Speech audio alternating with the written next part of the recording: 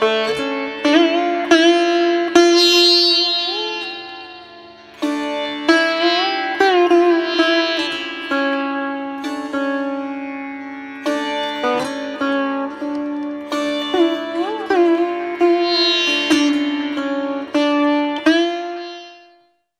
also take 18. vṛttayastvahaṁ vṛttimāśritāḥ vṛttayo mano viddhyahaṁ. Thought forms. Because in the previous verse, he said, if you look at the nature of your mind, he's saying now here, vṛttaya, thought forms. All that you are is your thought forms. Modifications of my thoughts. Vritti is modification. What I have a modification to that. vṛttayastvahaṁ vṛttimāśritāḥ. You are thought forms and nothing else. Dependent upon that. Your whole life is dependent upon your thoughts. vṛttayo mano viddhyahaṁ. Again, thought forms is nothing but my mind, is nothing but my ego. Mind is thought forms. Previously, he said in the previous verse, look at the nature of my mind. Now he's helping us even more. How do I look at the nature of my mind? And this question was asked of me in Anand Ashram. How do I look at the nature of my mind? I said the nature of the mind is to know that my mind is nothing but modifications of this and that, this and that. Why is this not happening to me? Why this happened to me? Why is this situation given to me? Whereas I'm not aware of the same situation given to the person walking next to me. Unless my mind goes to it or the person shares with me. I don't even know about it. Mind is thought forms. All thought forms are dependent on I thought, the egotistical, primordial I thought. All my thoughts are dependent on I. Good and bad, rich or poor, is all my thoughts. Thus know the mind to be the ego. Viddhyahaṁ manaḥ. Mind is the ego. Know the mind to be the ego. And we so much love our mind. I do it this way. I perform like this. And nothing is at the negation of the attributes one is born with, the prarabdha. No denying that fact. If you're a dancer, the best dancer in the world, continue to dance. But then, this is not under our control. My talent, my success is not under my control. I think it is under my control unless it is taken away from me. That's why Bandhu always makes it the point that unless hardships will come to the chosen ones. So, vṛttayastvahaṁ vṛttimāśritāḥ vṛttayo mano viddhyahaṁ. Know that the mind is nothing but thought forms. And know that mind is the ego, ego is the mind. Know that. These are the words of a sage which came from divine levels because he wrote all these 30 verses when asked to elucidate on what Dakshinamurti gave a sermon on silence. It has never been written before to the four elderly ascetics who had all the powers because of the ritualistic practice and because of the Vedantic teachings that they had read. And that does not give you the ultimate knowledge. And when Muruganar, the Tamil poet, the Tamil scholar, the Tamil devotee asked him, Bhagwan, help me, what did Dakshinamurti say? Then Raman Maharshi wrote these 30 verses, first in Tamil, and then in Sanskrit, and then in Telugu, and then in Malayalam. And we have a book with Bhagwan's handwriting in all these four languages. vṛttayastvahaṁ vṛttimāśritāḥ vṛttayo mano viddhyahaṁ. Mind is thought forms. All thought forms are dependent on I thought. The ego, thus know the mind to be the ego. Or in other words, inquiring into the mind is same as inquiring into the I thought. Our meditative practice, the ultimate goal of meditation is to see what my thoughts are and eliminate them as not mine, as not belonging to me.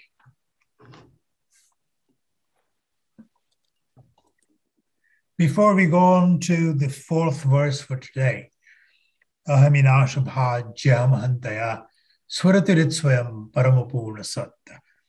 I want to pause again for a moment and ask if anybody has a question. Or yes, Sandra, go ahead, please. You're muted. Sorry. If disease and our breath and our heart beating are not in our control, why is ego in our control? Why is ego not? If all these other things, if we're not the doer of our breath and our disease, how is ego in our control? I mean, are we in control of the ego if we're not in control of anything else? So suddenly we can be in control of the ego if we strive to bring it under control. Otherwise, ego is not in my control right now. It is leading my life. My life is being governed by my egotistical self. That's why I run to cure myself of this and that, or I run to bring my life to a better quality of life, perceived quality of life, or I think that this is how my life should be changed. And Mona will come to you in a moment. But ego can be brought under my control if I do inquiry into the nature of my mind, which is what Sandra just spoke about. That's the nature of my mind. How is it under my control? Ego is making sure that it does not come under control, doesn't want to come under control. I'm sure you learned meditation many years back. And I'm sure if you're a good teacher, he taught you, or he at least shared with you, that it's the mind through which you will control the mind, correct? It is the mind that you will have to use to try and mitigate and diffuse and reduce the cascade and the flow of unending thoughts into single thought, right? That's the way meditation begins. So if we are in that practice, what are we trying to do? We're trying to control the mind. So ego is not under my control, but I'm trying to bring it under control. If I bring it under control, my heart opens up, my faith increases, and then I begin to see the world beyond my control. It is not under my control. That's why my lifespan is not under my control. My nature, my color, my economic strata, my education, my food habit, everything that you could think about has been given unto me, and I have begun to live with it as if this is me. And the Advaita Vedantic philosophy is teaching us through sages like Ramana and Shankaracharya and Gaudapada and Govinda and Saint Francis of Assisi and Bhagavan Nityananda and anybody else that one can think about, Zoroastrians or Jain rishis or Greek mystics or Jewish Torah, every literature, everything is pointing towards the same goal, ultimate reality. So ego is not under our control, but it can be brought under our control. And that's what these teachings are about, how to bring it under control. Did we address or attempt to address your thing, Sandra? Thank you. Yes, Mona, I see your hand raised. Very good. Go ahead. Yes, Bandhuji, I was just not really convinced about control. I personally feel that the mind has to just be let go and let it do what it wants and just observe it and question it, maybe perhaps to kind of put it into some sort of turmoil or some sort of a quandary, so that it just kind of dissipates and diffuses somehow, is my particular observation or understanding. Very well said. The way it should have been paraphrased, it's watching your mind. Bhagavan has specifically used the expression, watch your mind. Just watch your mind. Watch our mind. We just have to watch our mind as if we are separating ourselves. And that's the ultimate goal, to separate myself from this life as if it's not mine, and yet I got to live with it. I got to live with it because it has been given unto me, but I'm not going to be attached to it as if this is my life. Let go of it. Watch the mind. Let it function, because you cannot stop the function. Function is because of prarabdha, because of the accumulation of the previous karmas from previous births, which have now come to fruition. So that will continue. But I should be completely detached from it. Whether I'm praised or condemned, I should be in the same state of mind. Whether I have all my monetary assets or not, whether I lose them overnight, I shall be in the same state of mind. Whether my parents or my children or my brothers or sisters leave me, I shall be the same. When my friends leave me and condemn me, I shall be the same. When my reputation is reduced to ashes and people walk over me and spit on me, I shall be the same. That is what, thank you. Yes, we are supposed I have another thing to add. Please. To our previous conversation where we were talking about the question arising, why me? Why is this happen to me? Why me? Why me? My only, somewhere I had read that, a counter question to that, which might diffuse it again, is why not me? Why not you? So if you asking the question that why me, and then you counter that question with why not me, is probably a way to kind of tone it down or diffuse it, or so this is something I had read some time ago, and it made a lot of sense to me. Yeah, very good. Why not to me? Why should it just not happen to me? I'm not so if I'm the chosen one, everything that I define as bad should also happen to me. But thank you again, Mona. Yes. That was a good dialogue there. So going to the fourth verse for the day. Ahami nāśa-bhāji aham-ahantayā sphurati hṛt-svayaṁ parama-pūrṇa-sat. When the I, the ego, is destroyed. Now he's talking about destroying the I, having first looking at the nature, looking at the thought forms, looking at the nature of the mind. He's saying when the I, the ego, is destroyed, the limitless self shines forth. You don't have to make an effort. He says when the I, the ego, is destroyed, the awareness, the truth, the tattva, the reality will shine forth for you. You're not going to go and grab it from somewhere. You're not going to come to an entity defined as reality. It'll be revealed to you. The only example we could probably liken it to would be ether. Ether is not air, ether is not sky, and yet it is an entity pervading everywhere around me, even now, wherever you're sitting. And there's an atmosphere, which is ether, which has no attribute, no color, no wind. It does not, you cannot say, because for air, you can say the air was cool or warm, or the air was too fast, or wind was too fast, or you can define the air as the wind. But ether is always existent, equipose as it is. I feel it, and yet I don't feel it. I touch it, it touches me, but I can't touch it. I don't see it, and yet it is present. That is ether. And that's why even awareness, that is awareness. Awareness will emerge. How would it emerge? Because I would have merged in it. I would have become part of it.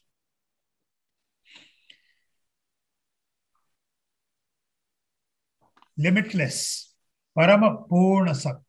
It is complete. It is full. It is existence. That's why that famous verse that we all know, Om Purnamada Purnamidam Purnat Purnamudachyate Purnasya Purnamadaya Purnameva Vashishyate. It is whole, it is complete. There is no aberration, there is no definition. Similarly, Bhagavan here is saying, ahami nāśa-bhāji yehmah hṛt-svayaṁ parama-pūrṇa-sat.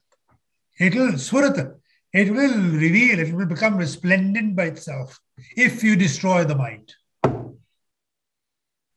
If you destroy the ego, it will reveal. So with that, we bring these 4 verses, and then we shall continue next week from verse number 24. And that's where he again goes on to explain that once you destroy your ego, then you will begin to see the entity, the awareness, which you call God. What is that? How is it that he goes to elucidate? We'll take those 4 verses next week. I think about 3 or 4 verses, as I mentioned in the previous email. So we'll take those. That will be the culmination of our Upadesa, second time in less than 2 years. You all know this, you heard from me. First one is when somebody asked him to autograph and he didn't, and then somebody told him he doesn't autograph, and the person insisted that I only want your name, just write your name. And Bhagavan wrote this shloka, which says, ekam-aksharam hṛt-nirantaram vṛttayastvahaṁ likhyate katham. It's only a word, it reveals itself. How can it be written about? He was referring to the self. So, ekam-aksharam hṛt-nirantaram vṛttayastvahaṁ likhyate katham.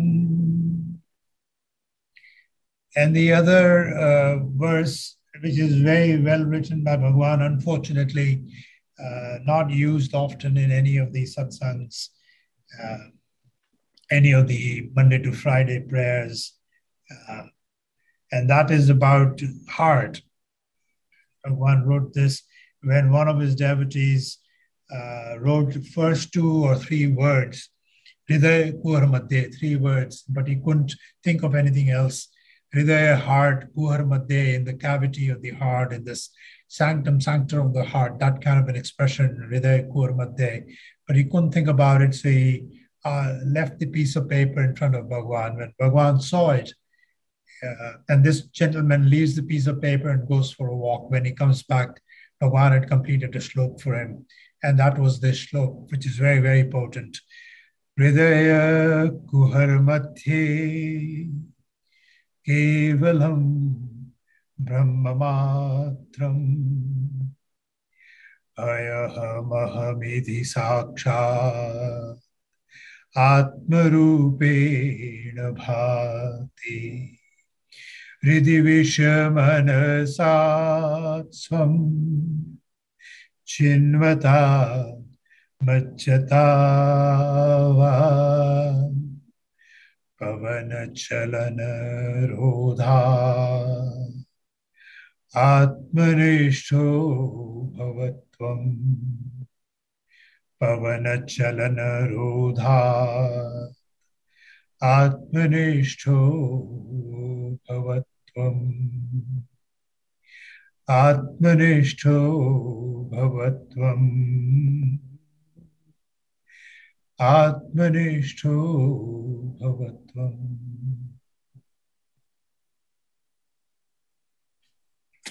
Thank you all for being here. Thanks for the sharing we had. Beautiful satsang. Thank you. Thank you so much. Yes. Thank you very much, Bandhuji. Thank you. Next week. Thank you, everybody. Thank you. Thank you very much. Arunachala. Thank you. Arunachala. Peter, let me know whenever you want to connect. Okay, let me know. Arunachala. Thank you very much. Arunachala. Arunachala Bandhu. Arunachala Ramya.